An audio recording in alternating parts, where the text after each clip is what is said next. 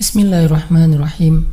Assalamualaikum warahmatullahi wabarakatuh. Allah subhanahu wa ta'ala berfirman, A'udzu billahi minasyaitonir rajim. Bismillahirrahmanirrahim. Ya ayyuhalladzina amanu ista'inu bis-sabri was-salah. Innallaha ma'as-sabirin. Innallaha ma'as-sabirin. Wahai orang-orang yang beriman, mintalah pertolongan dengan sabar dan salat. Sesungguhnya Allah bersama dengan orang-orang yang sabar. Kita sering mendengar ayat ini disampaikan oleh para ulama, para da'i, para ustadz, tentang bahwa salah satu di antara cara menjemput pertolongan Allah Subhanahu wa ta'ala itu adalah dengan melakukan ibadah sholat. Pertanyaannya adalah, sholat yang seperti apakah yang bisa menjemput pertolongan Allah dalam kehidupan kita pada saat kita sedang mengalami ujian yang berat? Banyak orang yang bilang, saya sholat tapi kok hidup saya gini-gini aja. Banyak orang yang bilang, saya udah sholat tetapi kok doa saya belum diijabah. Saya udah sholat tapi kok masalah saya masih belum selesai. Saya udah sholat tetapi kok musibah saya terus beruntun, tidak pernah berhenti. Saya udah sholat tapi kok musibah terus terjadi dalam hidup saya. Sehingga teman-teman yang dirahmati Allah, kita perlu belajar sholat yang seperti apa yang bisa menjemput pertolongan Allah Subhanahu wa ta'ala secara ajaib.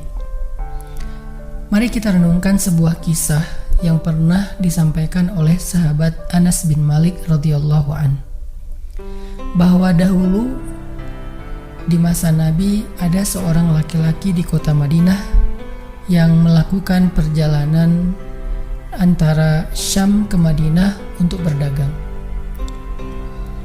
Di tengah perjalanan, laki-laki ini dirampok oleh para perampok. Dia diberhentikan oleh seorang laki-laki, kemudian hartanya diambil, lalu setelahnya laki-laki itu menghunuskan pedang kepada orang ini. Pedagang ini mengatakan, wahai fulan, jika engkau menginginkan hartaku, ambillah, tapi biarkanlah aku melanjutkan perjalanan. Perampok itu mengatakan, adapun harta itu sudah menjadi milikku. Sekarang aku menginginkanmu, aku ingin membunuhmu. Merasa tidak punya pilihan, akhirnya pedagang ini mengatakan, wahai fulan, jika engkau ingin menyakitiku, membunuhku, maka lakukanlah. Tetapi sebelumnya, berilah aku kesempatan untuk melaksanakan sholat 2 rakaat. Lalu perampok ini mengatakan, ya sudah, kalau begitu, sholatlah, aku akan berikan engkau waktu sebentar. Maka pedagang ini pun mendirikan sholat dengan sholat yang sangat khusyuk. Di dalam sholat, laki-laki ini setelah membaca Al-Fatihah, dia membaca sebuah ayat di dalam surat An-Naml ayat 62. Apa ayatnya? Dia membaca kalimat, Amman yujibul muttarra idza da'ah.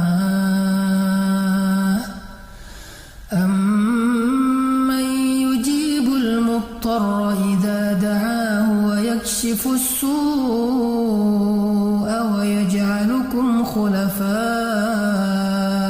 ard. A ilahum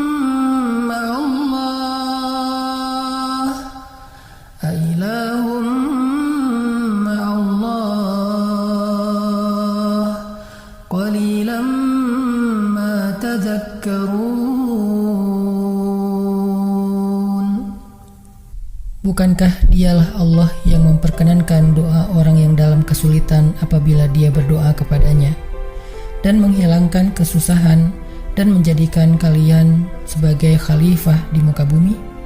Apakah di samping Allah ada Tuhan lain yang patut disembah atau dimintai pertolongan? Sedikit sekali dari nikmat Allah yang kalian ingat. Shadaqallahul azim. Teman-teman yang dirahmati Allah Subhanahu wa taala, inilah ayat yang dibaca oleh pedagang tadi ketika dia sholat 2 rakaat. Dia membaca kalimat ini dengan penuh penghayatan dan perenungan. Dia mentadabburi ayat ini. Amma yujibul muttarra idza da'ah wa yakshifus su'. Bukankah dialah Allah yang memperkenankan doa orang-orang yang dalam kesulitan dan menghilangkan kesusahan? Dia menghayati ayat ini.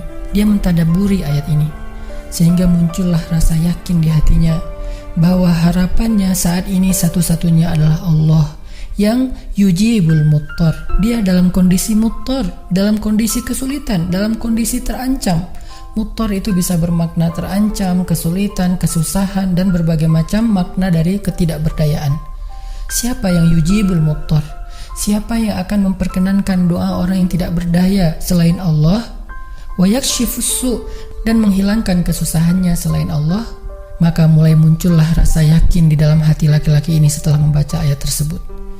Setelah selesai dia lakukan sholat, kemudian dia mengangkat kedua tangannya. Dia berdoa kepada Allah dengan menyebut nama-nama Allah yang mulia. Ya Rabbi, wahai Tuhan yang maha pengasih, wahai Tuhan yang maha penyayang, wahai Tuhan yang memiliki arsy yang mulia, wahai Tuhan yang menampakkan makhluk, wahai Tuhan yang maha mengembalikan, wahai Tuhan yang maha melaksanakan apa yang Dia kehendaki. Aku mohon dengan cahayamu yang memenuhi sudut-sudut arsy-Mu. Hamba mohon kepadamu dengan kekuasaanmu yang menguasai makhluk-Mu dan dengan rahmat-Mu yang meliputi segala sesuatu. Tidak ada Tuhan yang berhak disembah selain Engkau, ya Allah. Wahai Tuhan yang maha penolong, tolonglah aku. Laki-laki ini berdoa meminta kepada Allah dengan menyebut kebesaran Allah di arsy, menyebut cahaya-cahaya yang dimiliki oleh Allah yang meliputi arsy-Nya yang mulia. Tiba-tiba setelah selesai berdoa, muncullah seorang laki-laki dengan pakaian hijau bercahaya. Dia mengendarai seekor kuda berwarna abu. Dia mengeluarkan pedang. Lalu perampok tadi mencoba untuk menyerang laki-laki berkuda itu. Tetapi laki-laki berkuda itu menendang dengan kudanya sehingga perampok ini terhempas, terjatuh. Kemudian laki-laki tersebut membunuh perampok itu seketika. Kemudian pedagang itu bertanya, "Siapakah Tuan?" Lalu penunggang kuda itu menjawab, "Ketahuilah, saya adalah malaikat yang turun dari langit ketiga. Ketika kamu berdoa kepada Allah kali yang pertama, kami para malaikat mendengar suara gemerincing dari pintu-pintu langit. Sehingga para malaikat bertanya-tanya, apa yang sedang terjadi? Tiba-tiba muncullah doamu yang kedua, hingga pintu-pintu langit terbuka dan nampaklah cahaya yang sangat benderang.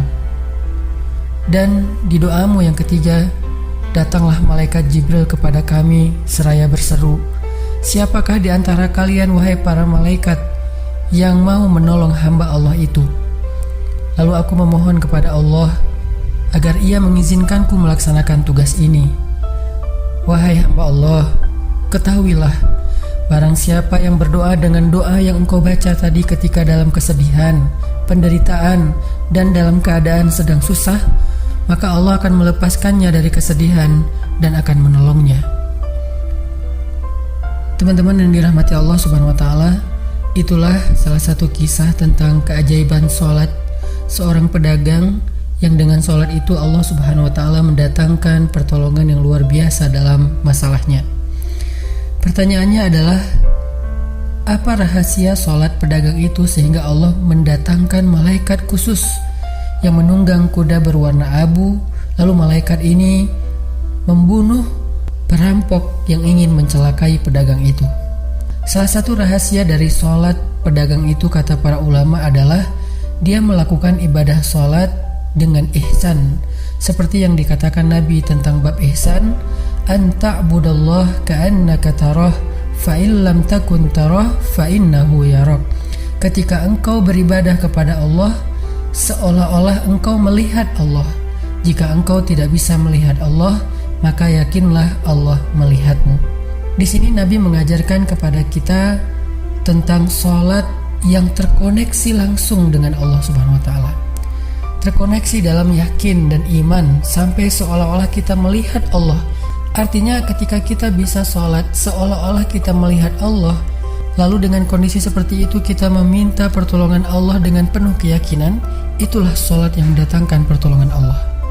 Atau kalau kita nggak bisa membayangkan bahwa kita melihat Allah karena itu memang sulit, maka yakinlah Allah melihat kita dan itu pasti. Artinya bahwa Allah itu pasti mendengar kita, melihat kita, dan sedang menunggu apa yang kita butuhkan. Maka orang yang bisa melakukan sholat dalam keadaan benar-benar seperti sedang bertemu dengan Allah, lalu dia meminta pertolongan Allah Subhanahu wa Ta'ala seperti pedagang tadi, maka sholatnya itulah yang disebut di dalam Al-Quran wasta'inu bis sabri was sholah, sholat yang bisa mendatangkan pertolongan Allah Subhanahu wa Ta'ala. Semakin sering kita melakukan sholat dengan ihsan, benar-benar seperti bertemu dengan Allah Subhanahu wa Ta'ala. Kalau kita nggak bisa ngerasain bagaimana cara menghayati kita melihat Allah, yakinlah Allah melihat kita. Dan kalau kita bisa mendawamkan ini dalam sholat 5 waktu dan dalam sholat-sholat sunnah kita yang lain, terutama sholat tahajud, maka insya Allah sholat kita sudah menjadi jalan keajaiban dalam kehidupan kita. Barakallahu.